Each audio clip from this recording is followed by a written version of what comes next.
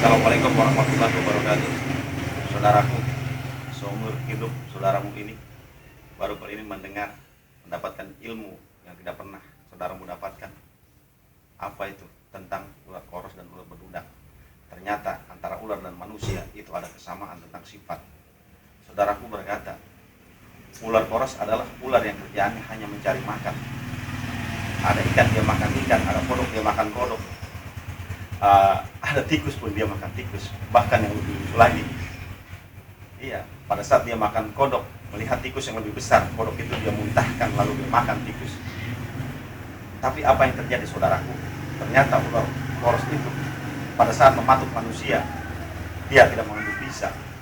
Bahkan ular koros itu hidungnya pun besar, dia punya badan, panjang dia punya badan, hanya cuma jadi lucuan mainan anak-anak, dilempar sana lempar sini. Tapi sebaliknya saudaraku, ular bedudak, dia tidak pernah mencari makan. Dia hanya diam di tempatnya. Dia hanya makan apabila ada makanan yang lewat di depannya. Karena dia tidak pernah mencari makan, maka badannya pun kecil dan ukurannya pun lebih pendek. Saudaraku, tahukah saudaraku, ternyata ular bedudak, jangankan dengar suaranya, jangankan dipatok, apabila dia mematuk manusia, nyaris pasti akan mati. Jangankan dengan patukannya, mendengar namanya pun ternyata manusia segan kepadanya. Begitu juga dengan sifat manusia, saudara. Manusia, kalau kita perhatikan, ya banyak sekali yang dalam mentransferkan ilmunya, ilmu akhirat terutama, ya mereka meminta bayaran dari yang kecil sampai yang sedang, bahkan sampai yang lebih besar.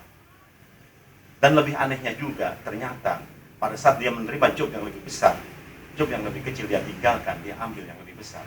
Dan ternyata mereka bisa hidup mewah, bersenang-senang, dan apa yang dia nikmati dengan kerakusan.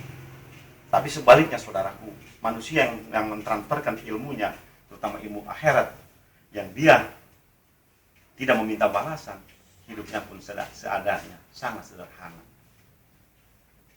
Begitu juga manusia yang tadi yang begitu rakus, mereka pada saat mentransferkan ilmunya, ya cuma jadi bahan cemoohan, cuma jadi bahan tertawaan. Tak ada orang yang segan kepadanya. Tetapi manusia yang tanpa imbalan, yang tanpa pamrih, manusia itu begitu disegani. Saudaraku, silakan saudaraku tafsirkan sendiri.